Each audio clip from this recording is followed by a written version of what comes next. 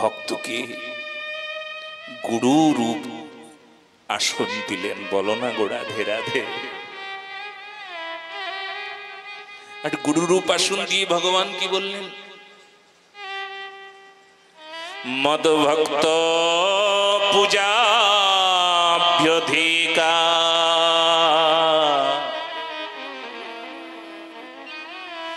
বৈষ্ণবে বন্ধু সৎকৃত্যা।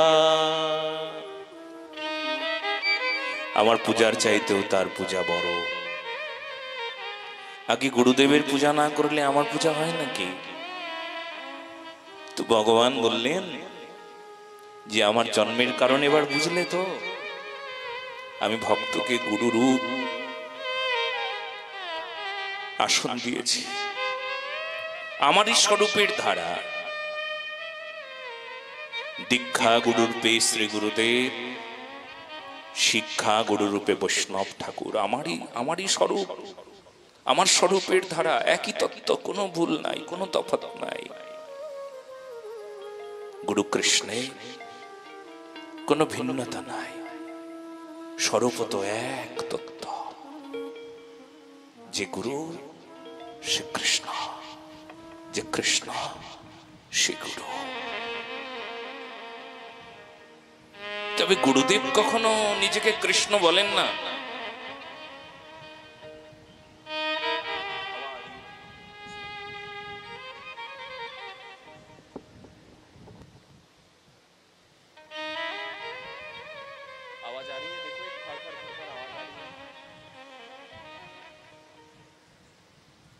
হরিশ্বর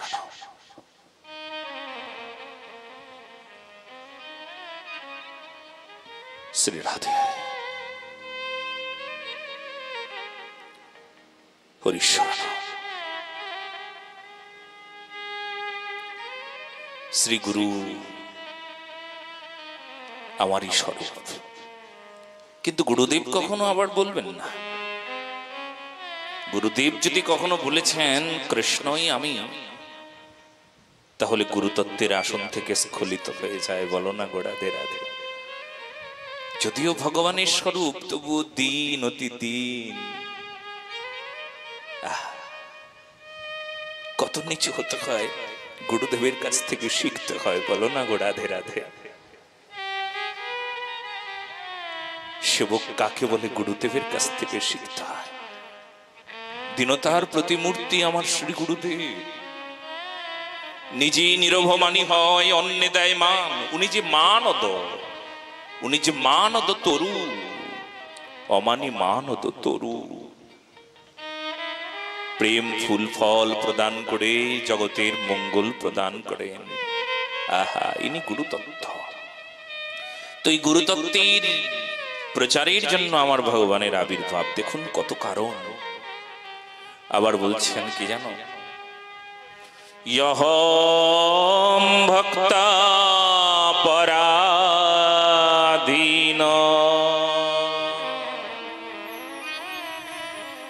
আমি ভক্তির পরাধীনতা স্বীকার করতে আসি।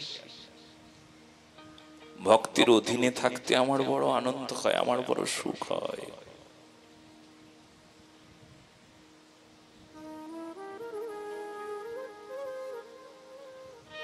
আমার খুব সুখ হয়। রাজস্ব যজ্ঞে ভগবান বলছেন, ধর্মরাজ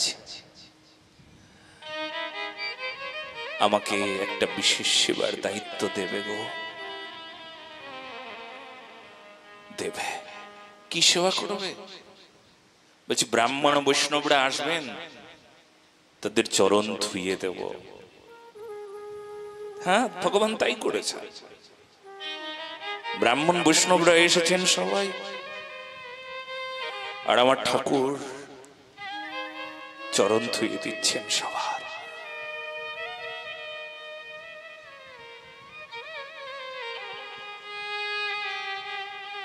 বলছি আরেকটা দায়িত্ব দেবে আমায়। আমি খুব প্রাণের সঙ্গে ভালোবেসে করবো, আমার খুব ইচ্ছে। প্রভু তোমার ইচ্ছেই জগতের সবকিছু হয়, তুমি বলো। ভক্তরা প্রসাদ পাবে তো, সেই এঁটো পাতাগুলো আমি ফেলব।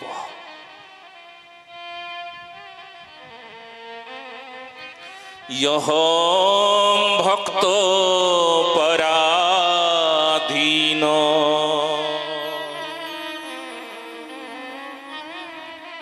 আমি ভক্তির পরাধীনতা স্বীকার করি।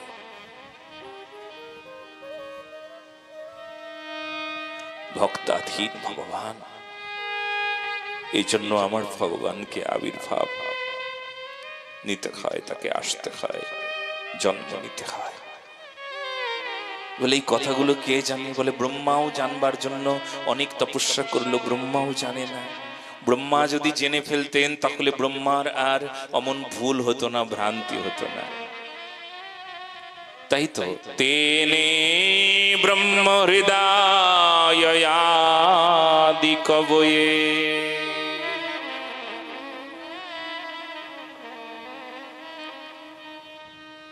ভগবানের এই লীলার আস্বাদন ব্রহ্মার পক্ষে অসম্ভব।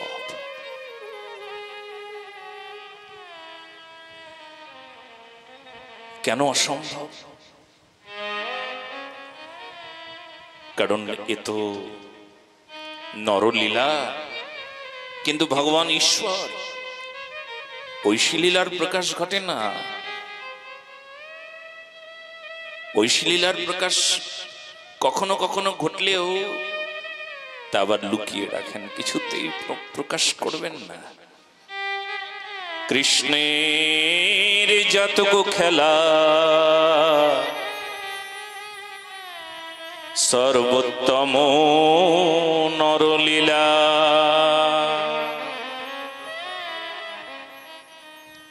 নরবপু তাহার স্বরূপ, গোপবেশ বেণুকর নব কিশোর নটব, নরলীলার হয় অনুরূপ। ভগবান শ্রীকৃষ্ণের নরলীলা তো, কিন্তু এই নরলীলার আস্বাদন ব্রহ্মার পক্ষে সম্ভব হয়ে উঠল না। বুঝলেন না তো, তার ভ্রম হয়ে গেল, মোহমায়া হলো তার। এই প্রকার জীবের যদি মোহমায়া থাকে তাহলে কি প্রকারে আস্বাদন হবে? তেজবারি মৃদাং যথা বিনিময়, যত্র ত্রিসর্গ মৃষা, ধামনাস্মিন সদা নিরস্তকুহকম, সত্যম পরম ধীমহি।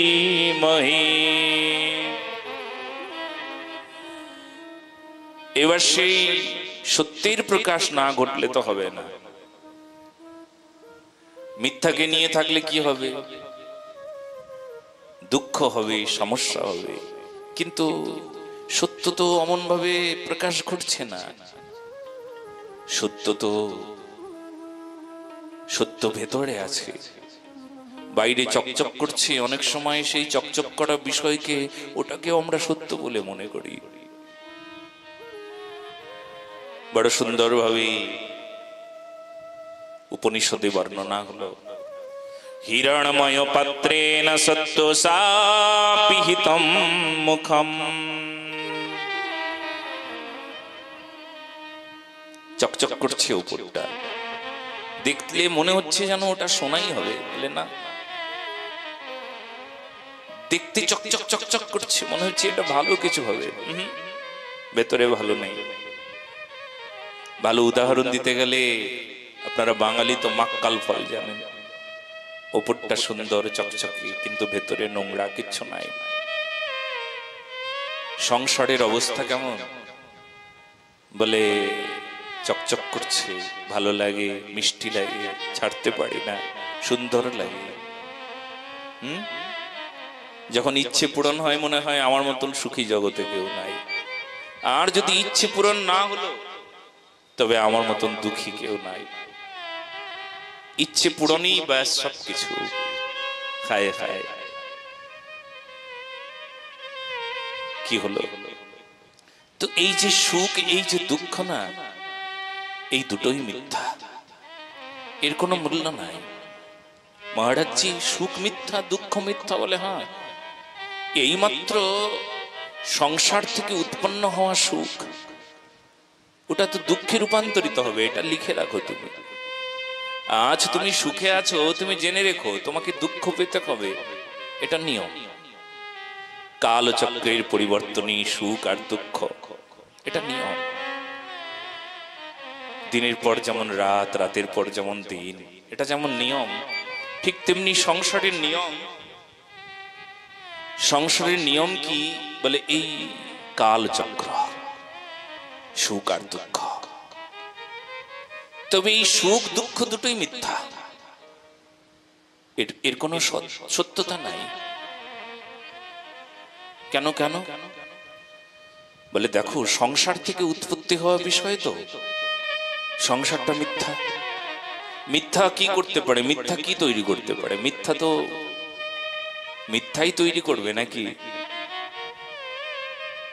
বলে আসলে সত্য কি এবার বলুন?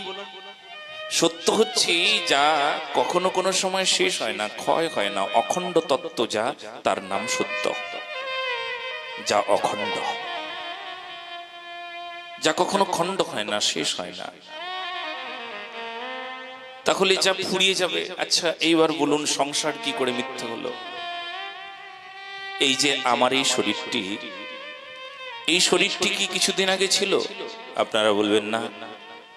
এখন আছে, কিছুদিন পর থাকবে না? থাকবে না, এটা সত্য কি? বলে হ্যাঁ, থাকবে না। তাহলে যেই শরীরটি পূর্বে ছিল না, এখন আছে, পরে থাকবে না, তাহলে শরীরটি মিথ্যা।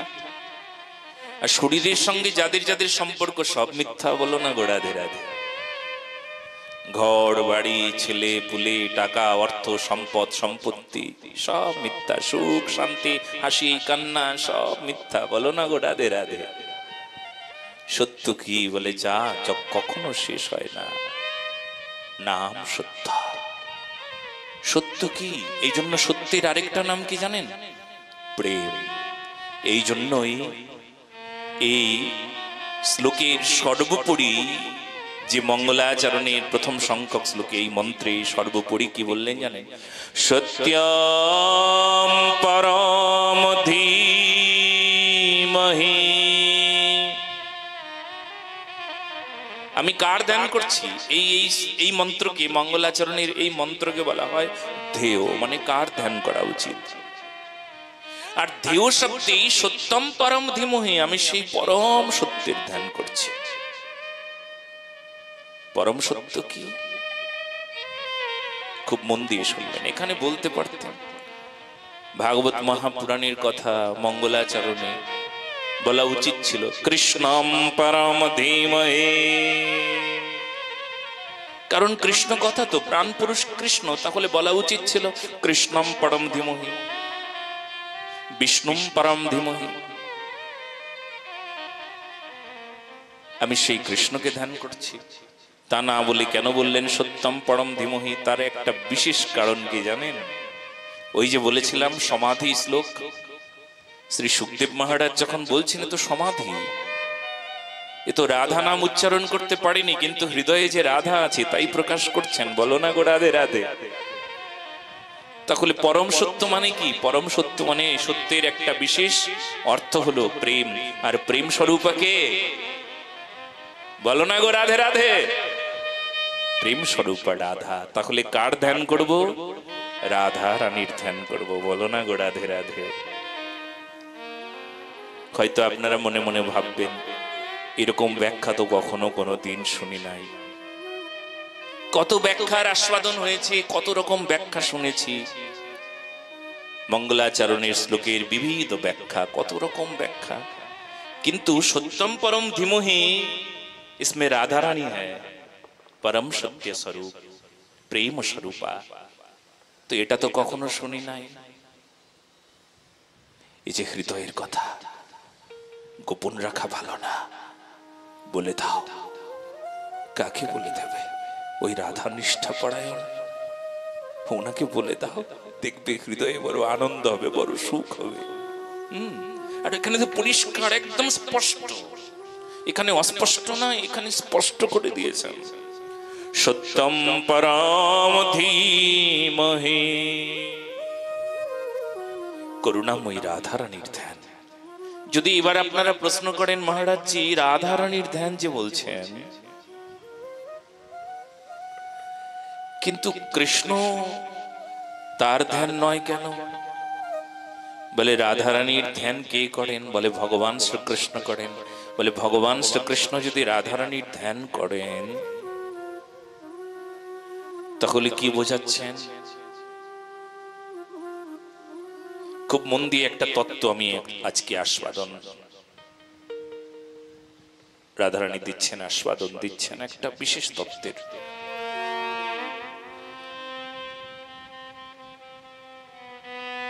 গীতায় ভগবান নিজের দিকে আঙ্গুল দেখিয়ে দিয়ে বললেন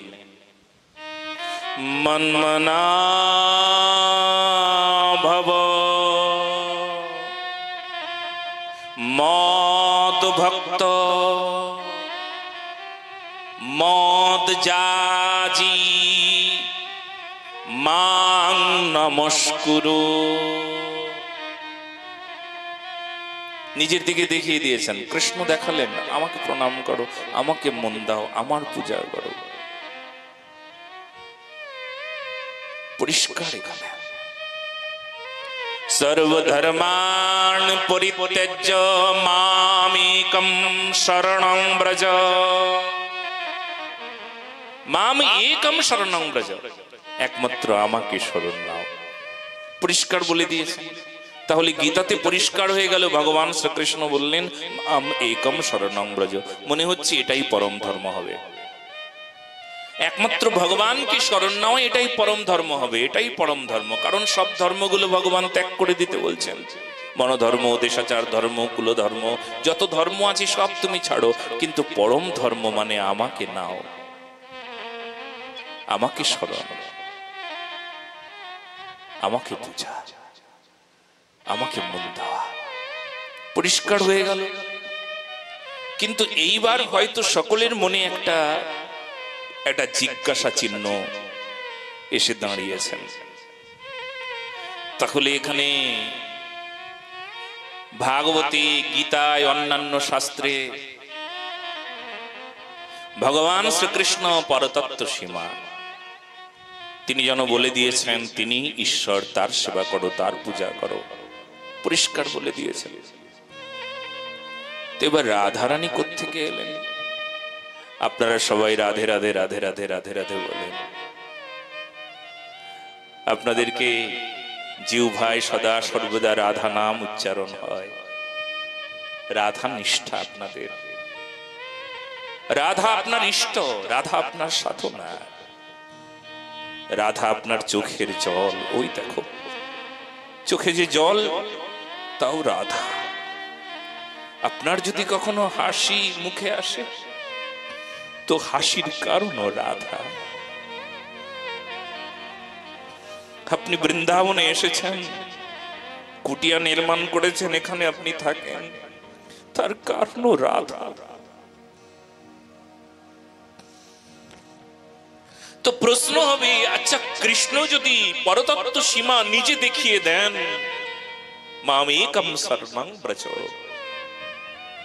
রাধা তাহলে কোত্থেকে এলো?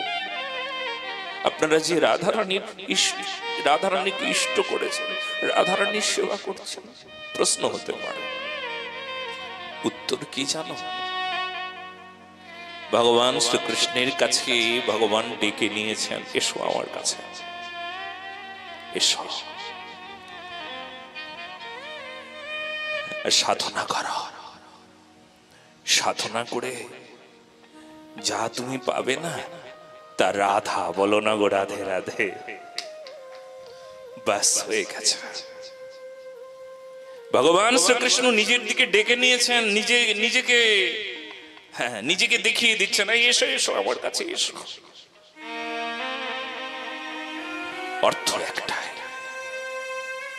রাধারানী তার ভজন, ভগবান শ্রীকৃষ্ণ যদি কথা বলেন না, তবে রাধারানীর কথা বলে। ভগবানের চোখের জলের কারণ রাধা। উচ্চস্বরে রাধা বলে ভগবান শ্রীকৃষ্ণ, বক্ষ ভাসে আখি জলে,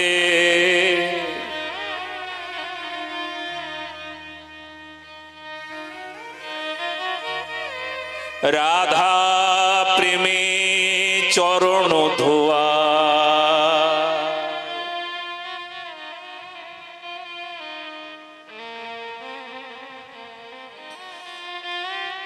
রাধারানীর প্রেমে রাধারানীর চরণ ধোয়াচ্ছেন, রাধারানীর নাম গাইতে গাইতে চোখের জলে ভগবান শ্রীকৃষ্ণ রাধারানীর চরণ ধুইয়ে দিচ্ছেন।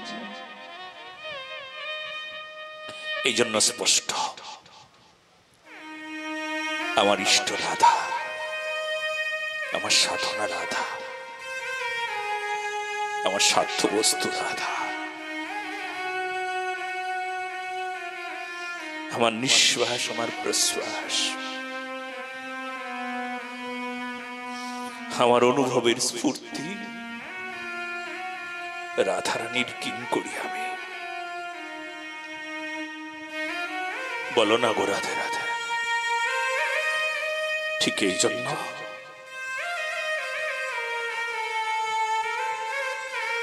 যুগল সরকার প্রিয়া প্রীতম আমার উপাস্য, তাতে সন্দেহ নাই। তবে কেউ যদি জিজ্ঞেস করে আপনার ইষ্টকে, বলি রাধা, রাধা ইষ্ট।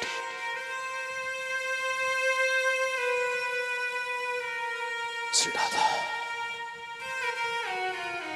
তো এই বিষয় কি করে আস্বাদন করব? দ্বিতীয় সংখ্যক শ্লোকে,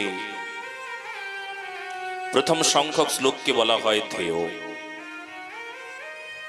দ্বিতীয় সংখ্যক শ্লোককে বলা হয় গেয়। গেয় মানে গুণগান গাইব। কার গুণগান গাইব? ধর্ম প্রজ্জিত কৈতবয়ত্র পরম,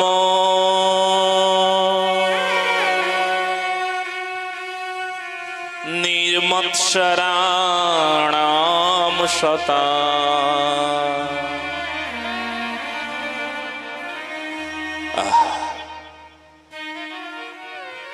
এখানে পরম ধর্মের কথা আস্বাদন দিচ্ছে। ধর্ম ধর্ম ধর্ম ধর্ম আমরা তো সবাই বলি।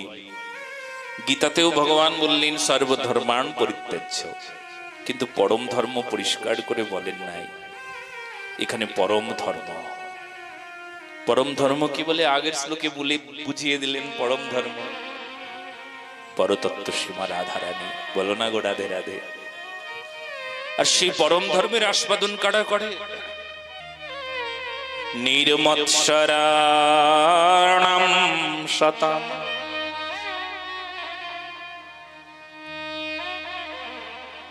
নির্মৎসর, যার মাৎসর্য দোষ আছে না, সে পরম ধর্ম জানবে না।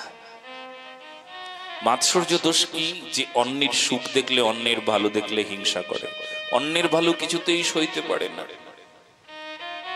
আর একমাত্র সাধু, পরম ধার্মিক, তিনি পরম ধর্ম তার আছে যে অন্যের সুখ দেখলে আনন্দ পায়। বাস বোঝা যাবে ইনি প্রেমের আস্বাদনে বিভোর হয়ে আছে। আমাদের প্রাতঃস্মরণীয় বিনোদ বাবা বারবার একটা কথা বলেন, আমাকেও অনেকবার বলেছেন, যে অন্যের ভালো চায়, অন্যের মঙ্গল চায়, অন্যের দোষ দেখে না, অদোষদর্শী,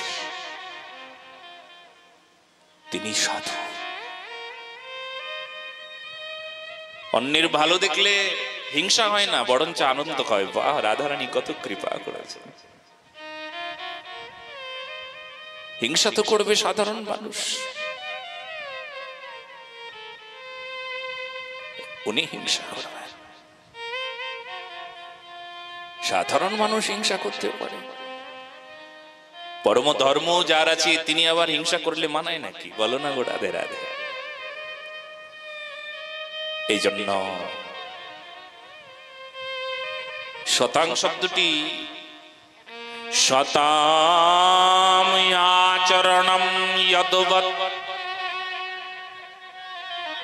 তৎসদাচারমুচ্যতে। সদাচারী যিনি, সদাচারী কাকে বলে? শতাং আচরণম যদবৎ। শতাং আচরণম মানে সত্য আচরণ, শাস্ত্রীয় আচরণ, যার মধ্যে শাস্ত্রীয় আচরণ আছে। শাস্ত্রীয় মানে শাস্ত্র কি? শাস্ত্র শব্দটি শ্বাস ধাতু থেকে এসেছে, যার অর্থ হলো শাসন। অর্থ কি? শাসন। যিনি শাসন মানেন তিনি শাস্ত্র মানেন। যে শাসন মানে না তিনি শাস্ত্র মানছেন না। ও মুখে বললে হবে না, শাসন মানতে হবে। এটা করবে না, এটা করবে না, এটা বলবে না। শাস্ত্র মানে শাসন। তো সদাচারী মহাপুরুষকে কে সেই পরম ধর্মকে প্রতিপালন করলেন? বলে সেই পরম ধর্মকে পালন করলেন কে? যিনি সদাচারী। আর এই সদাচারী মহাপুরুষের দ্বারাই শ্রীমদ্ ভাগবত মহাপুরাণের প্রচার হবে, তার গুণগান হবে। কেমন, কেন গুণগান গাইব তার? শ্রীমদ্ ভাগবতী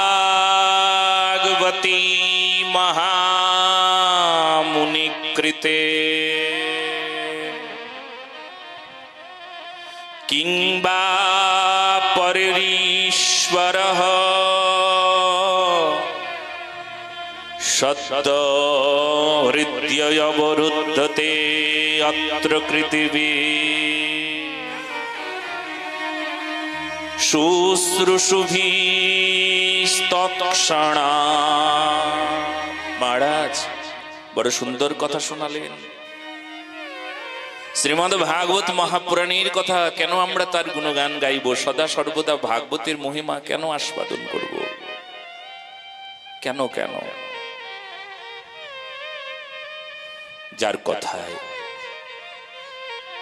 এত কল্যাণ, যার কথা শ্রবণ করলে এত মঙ্গল হয়ে যায়।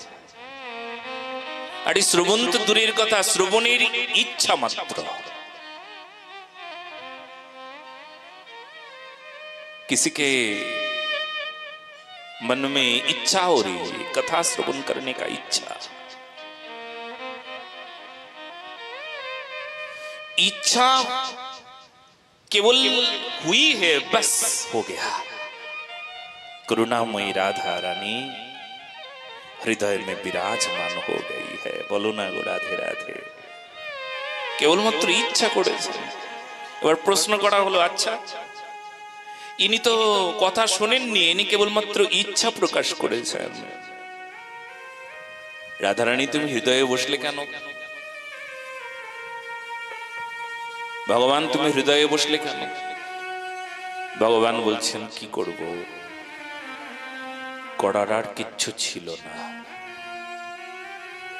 যদি আমার কথা বলি তবে এই প্রকার বলতে হবে, করুণাময়ী রাধারানী হৃদয়ে বসেন কেন? কৃষ্ণ কথা যিনি শুনবার ইচ্ছা করেন, ভগবান তার কথা শুনবার ইচ্ছা করেছো তুমি, আমার রাধারানীর বড় সুখ হয়। কারণ রাধারানী কৃষ্ণ কথা ভালোবাসেন। বলো না গো রাধে রাধে।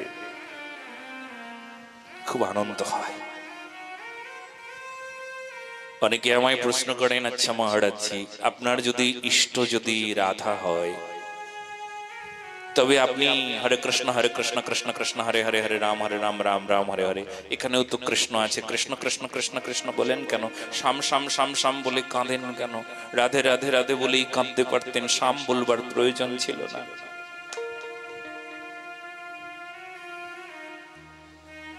কেন কৃষ্ণ বলি জানো? কেন শাম বলি জানো? একদম কোনোদিন বলতাম না। কেন বলি? বলে এই জন্যই বলি,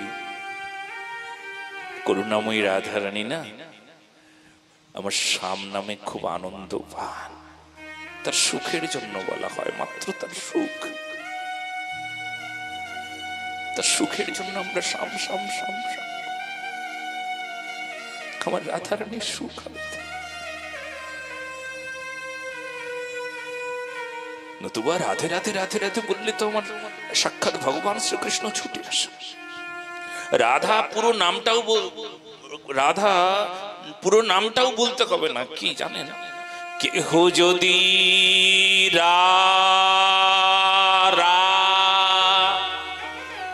কেহ যদি রা বলে, केवलमात्र उच्चारण क्या हुआ? रा। अब धा अभी तक हुआ नहीं, रा। केहो जदि रा बोले, धा शुनिवार तरे शाम पिछु पिछु धाय। बोलो ना गोड़ाদের, কেউ রা বলেছে, বাস আমার শ্যাম সুন্দর তার পেছন পেছন ছুটছে। শ্যাম তো বশীভূত হয়ে গেল, ও তো বশীকরণ মন্ত্র। কৃষ্ণকে বশীকরণ করতে চাও, রাধা রসসুধা নিধি গ্রন্থে বলছেন ও তো বশীকরণ মন্ত্র। রাধা রাধা রাধা রাধা, স্বামীর বশীকরণ মন্ত্র। রাধা রাধা রাধা রাধা, ও শ্যাম সুন্দর এমনি বশীভূত হয়ে যায়। তবে আমার করুণাময়ী রাধারানীর আনন্দ হয়, সুখ হয়, শ্যাম না হয়।